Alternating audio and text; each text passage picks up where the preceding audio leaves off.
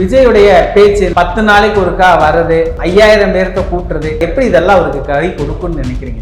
முல்லை பெரியாரின் நிலைப்பாடு என்னன்னு கேட்கிறார்கள், காவிரியின் நிலைப்பாடு என்னன்னு கேட்கிறாங்க. எல்லா தமிழனும் ஒரே நிலைப்பாடு தான். விஜய்க்கு நிலைப்பாடு அதுல யாரு கேட்டா? கரடியே காரி துப்புரமும் மன்றாட்டு பலன் நிரூபிக்காத விஜய காங்கிரஸே இவர் கைவிட்டுட்டு போயிட்டு நிறைய தப்பு பண்ணிட்டாரு. நிலைப்பாடு இல்லாம, கேண்டிடேட் இல்லாம எப்படி பேக் அடிச்சு போறதுன்னு தெரியாம திணறாரு. பிக்கப்பே ஆக மாட்டாரு, நான் ஸ்டார்டர் ஆயிடுவாரு. பிஜேபி கிட்ட சமரசத்துக்கு வராருன்னு என் தம்பி RSS கண்ணனே சொல்றான். இப்ப யார்தான் கூட்டணி விஜய்க்கு? காங்கிரஸும் வரல, சசிகலா ராமதாஸ் தான் அவங்களுக்கு கூட்டணியா? விழுந்துட்டீங்களா, தோத்துட்டீங்களா? ராமதாஸ் ஐயா அவர்களே உங்க காலத்திலே உங்க மகன் உங்களை மீறி ராஜ்யசபா வாங்கிட்டான். டாக்டர் ராமதாஸ்க்கு ஒரு 30 சீட்டு கொடுக்கறது தனிச்சு நிற்கிறதோட பலம் பெறுங்கிறது என்னோட பார்வை.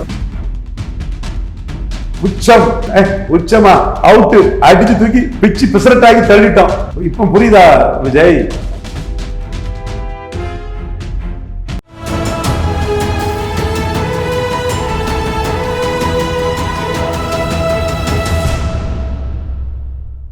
தமிழினம் நேயர்களுக்கு வணக்கம். இன்று நம்மிடையே அரசியல் விமர்சகர் திரு ரவீந்திரன் துரைசாமி அவர்கள் இணைந்துள்ளார். சார் வணக்கம். சார் வணக்கம் தம்பி, எப்படி இருக்கிறீங்க சார்? நல்லா இருக்கும் தம்பி. விஜயுடைய பேச்சு, இந்த தஞ்சாவூர் பேச்சு 10 நாளைக்கு ஒருக்கா வருது, 5000 பேர்த்த கூட்டுறது, இந்த விஜய் ஃபேக்டர் எப்படி இதெல்லாம் அவருக்கு கை கொடுக்கும்னு நினைக்கிறீங்க நீங்க? முல்லை பெரியாரின் நிலைப்பாடு என்னன்னு கேட்கிறார்கள், காவிரியின் நிலைப்பாடு என்னன்னு கேட்கிறாங்க.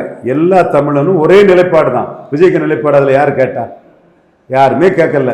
கரடியே காரி துப்புரமும் மன்றாட்டு காங்கிரஸே விஜய பலன் நிரூபிக்காத விஜய மல்லிகார்ஜுன கார்கே பலன் நிரூபிக்காதுங்க. அவர் கூட எப்படிங்க போக முடியும்? ஓட் டிரான்ஸ்ஃபரிங் கெப்பாசிட்டி என்னன்னு ஆர்டி சொன்ன கருத்தை மல்லிகார்ஜுன கார்கே சொன்னதுல இவரை கரடியே காரி துப்புரமும் மன்றாட்டு காங்கிரஸே இவரை கைவிட்டுட்டு போயிட்டு, அப்போ சீமான் காங்கிரஸ் அடிச்சாரு. காங்கிரஸ் தான் மீத்தேன், ஈத்தேன், முல்லை பெரியாறு, காவிரி, நீட்டு எல்லாத்துக்குமே காங்கிரஸ் தான் இதுக்கு காரணம். பிஜேபி சொல்லுங்க உண்மைதான், காங்கிரஸ் அதை விட காரணம்னு காங்கிரஸ் அடிச்சார். அப்போ காங்கிரஸ் கூட்டணி வரும் நம்பி இலவு காத்த கிளியாட்டு விஜய் இருந்திருக்கிறாரு. வரலன்னதும் முல்லை பெரியாரில் என் நிலைப்பாடு, காவிரி நிலைப்பாடு, ஏன் இதனால் வரை ஏன் சொல்லல? அதே மாதிரி இன்னும் நமக்கு டைரக்டா பதில் சொல்ல முடியாம ஸ்டாலினுக்கு ஜனநாயகம் பிரச்சனையில குரல் கொடுத்தது நன்றிங்கிறாரு. எங்கேயா ஜனநாயகம் பிரச்சனைக்கு ஸ்டாலின் குரல் கொடுத்தாரு? சென்சார் போர்டுக்கு எதிராக, சென்ட்ரல் கவர்மெண்ட்டுக்கு எதிராக பராசக்தி, ஜனநாயகன் 2 படத்துக்கு எதிராக குரல் கொடுத்திருக்காரு. லாரன்ஸ் லட்சுமி ஒரு படத்தை மொத்தமா உங்களோட ஜனநாயகத்தை முடிச்சு கட்டுறதுக்காக லாரன்ஸ் லட்சுமி ஒரு படத்தை முடிச்சு கட்டிருக்க தெரியுதா ஜோசப் விஜய்? லாரன்ஸ் லட்சுமிங்கிற படம் மத உணர்வை புண்படுத்துதுன்னு சென்சார் சர்டிஃபிகேட் தர முடியாதுன்ட்டான். அதே மாதிரி ஜனநாயகத்துக்கு சென்சாருக்கு போனால் மத உணர்வை புண்படுத்துகிறது படத்துக்கு சென்சார் இல்லை. அவன் கடைசி படம்னு சொன்னவன் நடிக்க முடியாம போகக்கூடிய லெவலுக்கு ஆயிட்ட. இப்போ புரியுதா விஜய்? RSS மானத்தை, பாஜகவின் மானத்தை காப்பாற்றின மோடி உங்களுக்கு கொள்கை எதிரி, தீய சக்தி, அதோட விளைவுகள் வந்துட்டு இருக்கு. இதுல நீங்க ஸ்டாலின் பாஜக கவர்மெண்ட் சென்சார் போட எதுக்காக சொல்றாரு. அது இவரை சப்போர்ட் பண்ணதுக்கு பண்ணல. ராகுல் காந்தியே இவர் பேரை சொல்லலையே. மோடிக்கு எதிராக தமிழ் கலாச்சாரத்துக்கு எதிரான படம்னு சொல்றாரு.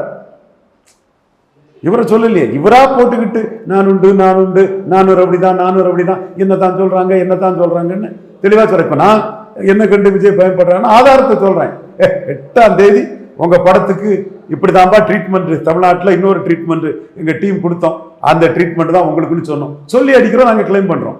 நீ சும்மா சென்சார் போர்டுக்கு மத்திய அரசுக்கு எதிராக ஸ்டாலின் பண்ணதுக்கெல்லாம் 1.5 மாசம் கழிச்சு எனக்காக பண்ணாருன்னா என்னப்பா நீ இவ்வளவுக்குள்ள ஒரு லாஜிக்கே இல்லாம பொதுவா அவர் சொன்னதை உனக்காக சொன்னதாட்டு செல்ஃப் சீக்கராட்டு உன்னை பற்றியே பேசக்கூடிய ஆளாட்டு இருக்கிறியே. அவருடைய பேச்சுல, விஜயோட பேச்சுல ஒரு டல்லத்தை அடிக்கிற மாதிரி தெரியுது சார். முன்ன இருந்த ஒரு வேகம் இல்லாத மாதிரி தெரியுது. ஜனநாயகத்துல நாங்க மோடி மூலமா கொடுத்த அடியிலே அவர் விழுந்துட்டார். அவருக்கு லட்சியம் எல்லாமே ஜனநாயகம் தான். சூப்பர் ஸ்டார்னு எஸ்டாப்ளிஷ் பண்ணணும். அதுக்கு ஜனநாயகம் படத்துக்கு அரசியல் ரீதியாக படத்துக்கு ஒரு பெரிய பூஸ்டர் கொடுக்கணும். அதுக்கு கடைசி படம் ஒரு பொய் பிரச்சாரத்தை பண்ணி இன்னும் 5 வருஷம் அவருக்கு மார்க்கெட் இருக்கும்.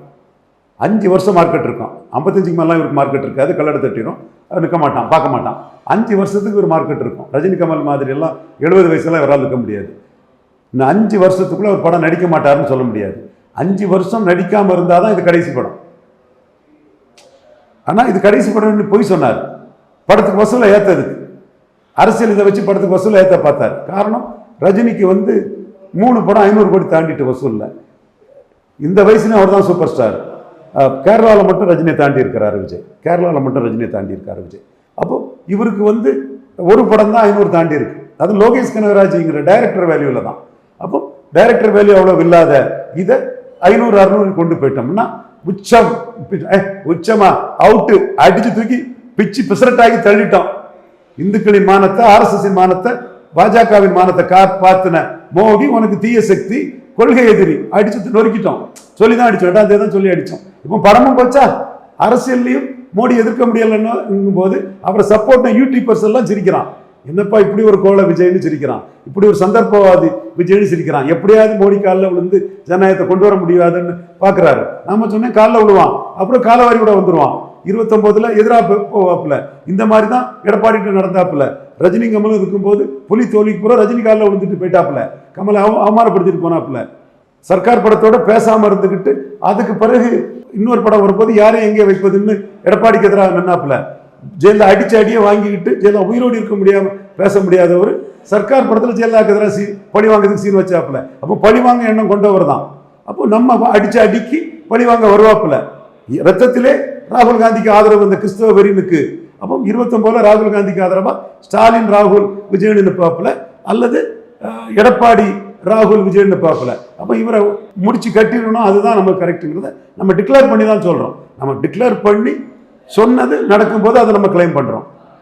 ஸ்டாலின் சென்சார் போர்டுக்கு எதிராக சொன்னது விஜய்க்கு ஆதரவாக சொன்னது அல்ல. நீங்க நன்றி சொல்ல வேண்டிய அவசியம் இல்லை. 214 கேண்டிடேட் போடக்கூடிய வேலையை பார்க்கணும். நிறைய தப்பு பண்ணிட்டாரு. நான் கேட்டது பிரியாரிட்டி அருந்ததி ரிசர்வேஷனில் உங்கள் நிலைப்பாடு என்னன்னு கேட்டேன். தமிழ்லேருந்து வந்ததான் தெலுங்கு மலையாளம் கன்னடத்தில் உங்கள் நிலைப்பாடு என்னன்னு கேட்டேன். சொல்லலாம், எனக்கு கொஞ்ச நாள் கழிச்சு ஏதாவது சொல்லலாம். இதுவரை சொல்லலை. இலவசங்களில் உங்கள் நிலைப்பாடு என்னன்னு கேட்டேன். டாஸ்மார்க்கில் உங்கள் நிலைப்பாடு என்னன்னு கேட்டேன். காவிரி, முல்லை பெரியாறு, கச்சத்தீவுலாம் எல்லா தமிழ்நாடு கட்சிக்கும் ஒரே நிலைப்பாடு தான். எவர் தமிழ்நாடுக்கு எதிராக நிலைப்பாட்டை சொல்ல போகிறான்? ஸோ நிலைப்பாடு இல்லாமல், கேண்டிடேட் இல்லாமல், என்ன பண்ணுன்னு தெரியாமல், எப்படி பேக் அடிச்சு போகிறதுன்னு தெரியாமல் திணறாரு. இதுக்கிடையில் பிஜேபி கிட்ட சமரசத்துக்கு வராருன்னு என் தம்பி ஆர்எஸ்எஸ் கண்ணனே சொல்கிறான். அப்போ நான் சொன்னேன், சமரசம் வந்தாலும் இவர் ஃபோல்ஸ் ஆகிறது 29 மோடிக்கு ஆபத்து. இவரை ஃபோல்ஸ் ஆக விடக்கூடாது. இப்போ ஒரு 15 சீட்டு, நம்ம குறைஞ்ச சீட்டுக்கு சமரசத்துக்கு வந்தால் ஏற்றுக்கலாம். ஒரு நல்ல சீட்டு வந்து ஒரு 5% ஓட்டு வந்துட்டாருன்னா அந்த 5 விழுக்காடு ஓட்டையும் 29 மோடிக்கு எதிராக ராகுலுக்கு ஆதரவாட்டு திருப்புவார். அப்போ மோடி இங்கே 20 சீட்டு 29 எதிர்பார்க்குறோம். கேரளாவில் ஒரு 5 சீட்டு எதிர்பார்க்குறோம். நானே ஆற்றிங்கல் திருவனந்தபுரத்தை என்னால் வெற்றி பெற வைக்க தர முடியும், நாடார்களை திரட்டி வெற்றி பெற வைக்க தர முடியும். நான் லா அண்ட் காலேஜில் படித்தவன். அந்த நாடார் பற்றிய பார்வையை பாஜக கேரளாவில் இன்னும் செலுத்துனா ஆற்றிங்கல்லையும் திருவனந்தபுரத்தையும் தூக்கிடலாம் அப்படிங்கிற லெவலில் நானே சொல்லிட்டு இருக்கிறேன். பட் விஜய் ஃபோல்ஸுங்கிறது இது எல்லாத்தையுமே மறித்து கேரளாவிலையும் தமிழ்நாட்டிலையும் முன்ன மாதிரி இப்பவும் 29லையும் மோடிக்கு சீட்டு வரக்கூடாதுன்னு ஒரு இன்டர்நேஷ்னல் சதியோட ஒரு மதமாற்ற கும்பல், லயலா கும்பல், ஒரு அர்பன் நக்சல் கும்பல் வந்து ஒர்க் பண்ணுது. அதை நம்ம அன்எர்த் பண்ணி எக்ஸ்போஸ் பண்ணி அடிச்சுட்டு இருக்கோம். இப்போ யார் தான் கூட்டணி விஜய்க்கு? காங்கிரஸும் வரல, சசிகலா ராமதாஸ் தான் அவங்களுக்கு கூட்டணியா? ராமதாஸ் விஷயத்தில் ராமதாஸ் தனிச்சு நிற்கிறாரா, விஜய் கூட நிற்கிறாரான்னு தெரியல. ஆப்ஷன் இல்லை, ராமதாஸுக்கு பெரிய ஆப்ஷன் இல்லை. பிஜேபிகிட்ட பேசுகிற மாதிரி மறுபடியும் அதிமுக கூட்டணிக்கே வர மாதிரி எல்லாம் சொல்கிறாங்க. அன்புமணி இருக்காரு, ராஜ்யசபா கொடுத்தாச்சு. ராமதாஸை மீறி ராஜ்யசபா வாங்கிட்டாரு. ராமதாஸ் ஐயா அவர்களே உங்கள் காலத்திலே உங்கள் மகன் உங்களை மீறி ராஜ்யசபா வாங்கிட்டான். விழுந்துட்டீங்களா, தோத்துட்டீங்களா? நான் யானை உளுந்தா எறும்பு மண்ணள்ளி போடுமா, அப்படி மண்ணள்ளி போட விரும்பலை. உங்களால் தான் நான் பாப்புலர் ஆனேன். என் அறிவும் ஆற்றலும் என் திறமையும் பாமகவால் தான் வெளிப்பட்டுது. அந்த நன்றியை காட்டுறேன். பட்டு எல்லாரும் எல்லா காலமும் ஒரே மாதிரி இருக்க முடியாதுயா.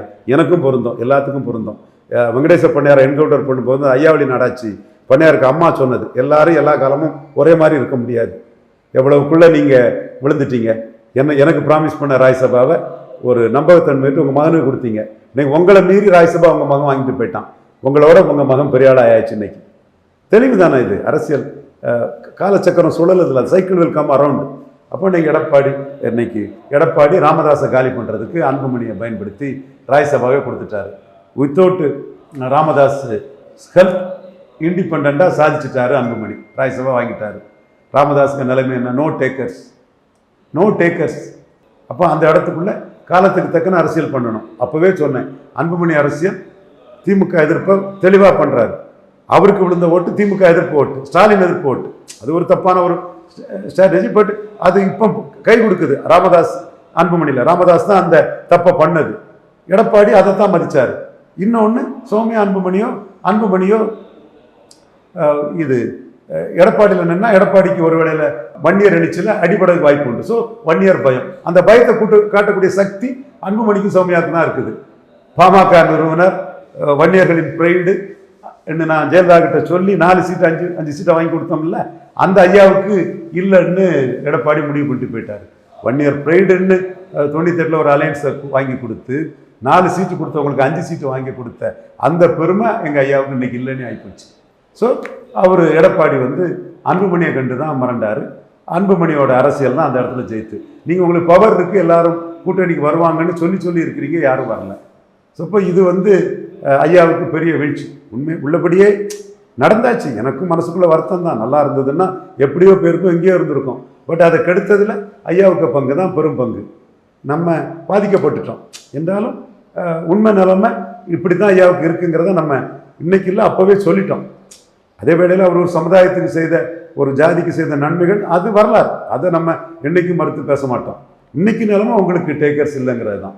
ஸோ விஜய் கூட தான் நீங்கள் கூட்டணி போகணும். விஜய்க்கு இன்னொரு கம்பல்ஷன் இருக்குது.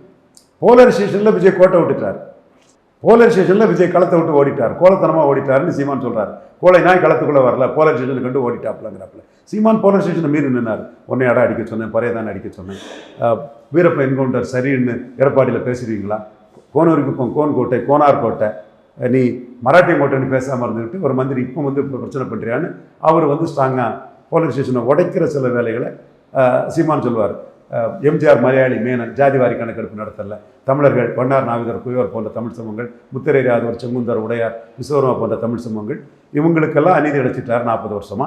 அது வன்னியர்கள் போராட்டத்தை கொச்சப்படுத்துவதற்காக இவ்வளவு சமூகத்துக்கு பாதிப்பு ஏற்படுத்திட்டாருன்னு அவர் ஜாதிவாரி கணக்கெடுப்பு, வீரப்பன் என்கவுண்டரு, ஆதி தமிழர் வெல்லாது மீதி தமிழர் வெல்ல முடியாது, கோனூருக்கு கோன்கோட்டை, கோனார் கோட்டைன்னு இப்படி பல இஷ்யூகளை முன்னெடுத்து போலரைசேஷனை மீறி அவர் எடப்பாடியை அடித்து ஸ்டாலினை அடித்து நிற்பார். நீங்கள் போலரைசேஷனை உடைக்க மறந்துட்டீங்க, உடைச்சிருக்கணும். உங்களுக்கு கரூரில் அவ்வளோ பேர் டம்ப் பண்ணிங்களா? ஏன் எம்ஜிஆர் திண்டுக்கல்ல நின்ன மாதிரி விக்ரவாண்டியில் கேண்டிடேட் போட்டு ஆட்களெல்லாம் விக்ரவாண்டியில் டம்ப் பண்ணி போலரைசேஷனை உடைச்சிருக்கலாம்ல? கோட்டை விட்டுட்டீங்க. இப்போ மீண்டும் போலரைசேஷன் தான் வரும். விக்ரவாண்டியில் 2வது வந்த பாமக கூட அன்புமணியை மதித்து எடப்பாடி கூட்டணி வச்சுட்டாரு. அப்போ இந்த பகுதியில் எடப்பாடி ஜெயலலிதா எம்ஜிஆரோட ஸ்ட்ராங்காக இருக்கிறார். அப்போ அன்புமணியும் கூட வந்தாச்சு. அப்போ ஃபஸ்ட்டு பார்ட்டியாட்டு திமுக, காங்கிரஸ், விடுதலை சிறுத்தைகள், தேமுதிக ஃபஸ்ட்டு பார்ட்டியாக இருக்கும். செகண்ட் பார்ட்டியாக அதிமுக, பாமக இருக்கும். போலரைசேஷன் தான் வரும். இந்த இடத்துக்குள்ள விஜய் 70 தொகுதியில் என்ன பண்ணிவிடுவார்? கேண்டிடேட் உண்டா? இஷ்யூஸ் உண்டா? பிக்கப்பே ஆக மாட்டாரா? நான் ஸ்டார்டர் ஆயிடுவார? கருத்து கணிப்பு கோஷ்டிகளுக்கு இது தெரியுமா? இதான உண்மை நிலைமை. கேண்டிடேட் நீங்கள் யாரை போட்டீங்களோ அதுக்கு தக்கன 2 தரப்பும் போலரைஸ்ட் ஆகக்கூடிய 2 தரப்பும் விலைக்கு வாங்குவான். எவன் நின்று களத்துக்குள்ள நிற்பான். ஸோ இந்த இடத்துக்குள்ள நீங்கள் டாக்டர் ராமதாஸுக்கு ஒரு 30 சீட்டு கொடுக்கறது, களத்துக்குள்ளே இறங்குறது தனிச்சு நிற்கிறதோட பலம் தருங்கிறது என்னோட பார்வை. விஜய் தான் முடிவு பண்ணணும். பட் தப்பான ஆலோசகர்களால் இக்கட்டில் அங்கே மாட்டிக்கிட்டார். ரஜினி ஓடின இடம் இதானே. எல்லாரும் ராமதாஸ் தான்னு சொன்னாப்புல. நான் சொன்னேன் திருமாவளவன் தான் வெற்றி வீரர், ராமதாஸை திருமாவளவன் வச்சு தோக்கடிச்சிட முடியும். நீங்கள் ராமதாஸ் கூட போனால் திருமாவளவனை கையில் எடுக்கக்கூடிய கட்சி உங்களை தோக்கடிச்சிடும்னு நான் சொன்னேன். ரஜினி பதறிட்டார். பல ரீசனில் இதுவும் ஒன்று. ஸோ இந்த இடத்துக்குள்ள வடதமிழக அரசியல் என்னென்னு புரியாமல் போலரைசேஷனை உடைக்க வேண்டிய விக்கிரவாண்டியில் கோலத்தனமாக களத்துக்குள்ளே வராமல் இருந்துக்கிட்டு இப்போ திணறி போய் இருக்கிறாரு விஜய். அவர் முடிவு ராமதாஸை சேர்த்தா ராமதாஸுக்கு கொஞ்சம் சீட்டு கொடுத்து விஜய் ராமதாஸ் கூட்டணி அமையலாம். இந்த விஜய் அரசியல் எப்படி சார் போகும்? எல்லாரும் சொல்கிறாங்களே 2வது இடம், நிறைய கருத்து கணிப்பு நீங்கள் பார்த்துருப்பீங்க. தொடர்ந்து 2வது இடத்துல நிறைய இடத்துல வருவார், எடப்பாடியை பலகீனப்படுத்துவார், இத்தனை % ஓட்டு எடுப்பார், இன்னமும் சொல்லிட்டு தானே சார் இருக்கிறாங்க. மண்குதிரை அது தெளிவாக ப்ரூவ் ஆகுது. விஜய் சீமான் கம்பேரிசன், சீமானுக்கு பெரிய பூஸ்ட். இன்னைக்கு ரகசிய ஒட்டனில் போட்டுட்டான், விஜய் ஹீரோ, சீமான் தான் ஹீரோ. துக்ளக் இதையா ஒத்துக்கிறீங்களா? மணி ஒத்துக்கிறீங்களா? ரங்கராஜ் பாண்டே ஒத்துக்கிறீங்களா? இன்னைக்கு எல்லாரும் பேச ஆரம்பிச்சுட்டான். ஸோ 234 விஜய் போடட்டு. கூரை ஏறி போலி பிடிக்க முடியாதவன் வானை ஏறி வைகுண்டம் போடுவானா? 39 போட முடியாதவர் 234 போட்டுக்கிடுவாரா? ரொம்ப கஷ்டப்பட்டுக்கிடுவார். போட்டவனை காபந்து பண்ணி தக்க வைக்க முடியாது. அதிமுக விலை போவான், இஷ்டம் போல செயல்படுவான். ஒரு கொள்கை இல்லாத கூட்டம் வந்து பாவம், கொள்கை இல்லாத அரசியல் பாவங்கிறாரு காந்தி, கொள்கை இல்லாத அரசியல் வியாபாரங்கிறாப்புல பசுமன் ஐயா முத்துராமலிங்க தேவர். ஸோ இந்த கொள்கை இல்லாத அரசியலில் விஜய்க்கும் கொள்கை கிடையாது, வியாபாரத்துக்கு தான் வராரு, பாப்புலாரிட்டி வச்சு வியாபாரம் பண்ண வராரு. ஈழத்தமிழர் கொண்டு குவிக்கப்பட்ட போது ராஜ்சபாக்காக வியாபாரம் பண்ண போனார், இப்போவும் வியாபாரத்துக்கு தான் வந்து நிற்கிறாருன்னு சொல்லும்போது வியாபாரம் காங்கிரஸ் கிட்ட படியல்ல, வியாபாரம் காங்கிரஸ் கிட்ட படியல்ல. அது இப்போ பல நிரூபிக்காதவங்ககிட்ட யாரும் கூட்டணிக்கு வரமாட்டாங்கன்னு நான் சொன்னது தான் அதில் நடந்திருக்குது. காங்கிரஸ் கிட்ட படியாமல் போச்சு. அடுத்தாப்புல 234க்கும் ஆள் இல்லை.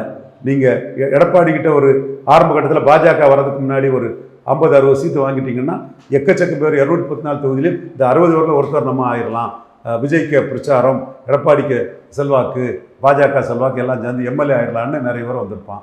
நிறைய பேர் இன்வெஸ்ட் பண்ண தயாராக இருந்தான். தனிச்சின்னு எல்லா அண்ணும் மடி அவுக்கல்ல, எவனும் பைசா செலவழிக்க மாட்டான். அப்படியே செலவழிக்கக்கூடியவனும் சில லட்சங்களை செலவழிச்சுக்கிட்டு கோடிகளில் பவர்ஃபுல் அதிமுக கேண்டிடேட்டை விலை போகிறது தான் வருவான். இதுதான் உங்கள் நிலைமை. வியாபார அரசியல் இதுதான், வியாபார அரசியல் இதுதான். துக்ளக் இதையா வியாபார அரசியல் இதுதான். ரங்கராஜ் பாண்டே வியாபார அரசியல் இதுதான். இந்தியா டுடே மணி விஜய்க்கு அரசியல் வியாபார அரசியல். விஜய் வியாபாரி கூட இருக்கவனும் வியாபாரம் பண்ண தான் வருவான். அப்போ எவனும் வந்து தனிச்சு இருக்கக்கூடிய விஜயை நம்பி பணம் செலவழிக்க மாட்டான். நான் தான் தெளிவாக சொன்னேன், 39 கேண்டிடேட் போட்டு வியாபாரம் பண்ணுறது ஈஸி. அது 2-3 கோடி ரூபா செலவழித்து 39 செலவழிக்கிறவன் ஒரு எம்பிக்கு செலவழித்து 6ல் ஒன்றை பிடிச்சிடலாம், ஒரு எம்எல்ஏக்கு பிடிச்சிடலான்னு வைப்பான். இப்போ 234 செலவழிக்கக்கூடியவன் 39க்குள்ளே ஒன்றை எப்படி பிடிச்சிக்கிடுவான்? 1 செலவழித்து 6 இருக்கக்கூடிய ஒரு பார்லிமெண்ட் எப்படி பிடிச்சிக்கிடுவான்? 29லேயும் முடிஞ்சு போகும். அப்போ இந்த பணம் வேஸ்ட்டுன்னு நினைப்பான். 39 இன்வெஸ்ட் பண்ணுறதுன்னா அது லாபம்னு நினைப்பான். இதுதான் ஏன் வியாபார அரசியல். அக்குமுலேட்டிவ் பவர், அமாசிங் பொலிட்டிக்ஸ் தான், அமாசிங் வெல்த் தான் மாடர்ன் பொலிட்டிக்ஸ். இதுதான் வியாபார அரசியல். இந்த வியாபார அரசியலில் வியாபாரியான விஜய் தப்பாக வியாபாரம் பண்ணிட்டார். இப்போ சீமானவன் குறை சொல்ல வரல, அது ஒரு கொள்கை கூட்டம். 5வது முறை தனிச்சதுக்கு மக்கள் மத்தியில் அவங்களுக்கு ஒரு அபிமானம் இருக்கும். அது வியாபார கூட்டம் அல்லது. நிகழ்கால அரசியல் குறித்து பல தகவல்களை பகிர்ந்து கொண்டதுக்கு நன்றிங்க சார். இதே போன்று நிகழ்கால அரசியலின் சாரம்சங்களை அரசியல் ஆளுமைகளின் நேர்காணல் வழியே தொடர்ந்து காண தமிழ் நிறம் வலையொலியை சப்ஸ்கிரைப் செய்யுங்கள். தங்களின் மேலான கருத்துக்களை கருத்துளை பெட்டியில் பதிவிடுங்கள். நன்றி, வணக்கம்.